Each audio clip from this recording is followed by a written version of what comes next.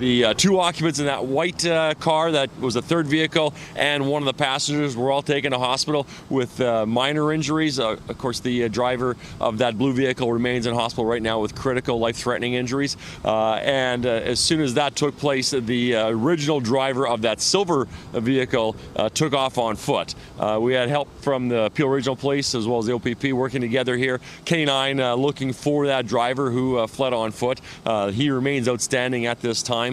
We are following up on leads from the vehicle and from the registered owner of that vehicle that was damaged, but obviously looking to determine what the circumstances were regarding him. Obviously, we're concerned about the safety and the injuries sustained to the driver of that blue vehicle, and the investigation is ongoing. We have our collision reconstruction team here right now, debris across all lanes of the highway, and I'm told that the northbound lanes will probably remain closed until 10 a.m. before we can get this whole process, the scene processed and the vehicles removed and the highway reopened.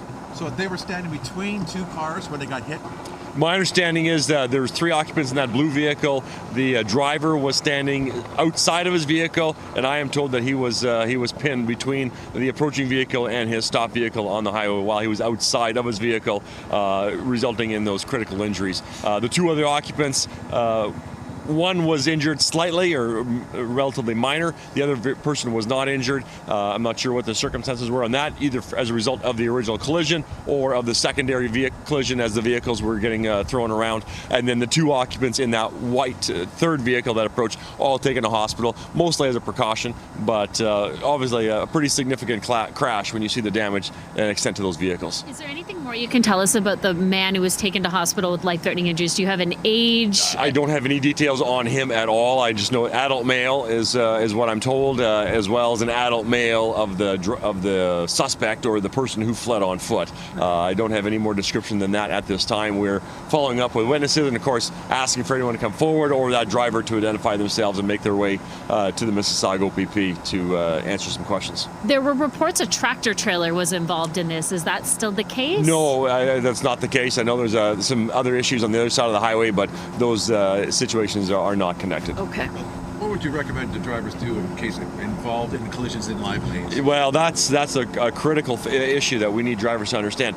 Do not get out of your vehicle. It's far too dangerous, especially when you're blocking a live lanes. Call 911 immediately. We were on our way already when this call came in, but just because we're on our way doesn't mean it's safe, because traffic is still approaching, and that's what we're dealing with here right now. So we want people to be as visible as possible, but stay in your vehicle, stay buckled up, be as visible as possible. Of course, it's 2:30 in the morning. It's going to be dark, and it's going to be difficult to be. All right, but listening live as OPP Sergeant Kerry Schmidt gives us an update on the investigation into the 410 northbound closed between Queen and Steeles this morning since about 4 o'clock this morning. The latest update there, as they continue investigating, one person has serious injuries after being pinned between one of the vehicles. That person got out of a vehicle. 10 a.m. is the earliest this could reopen.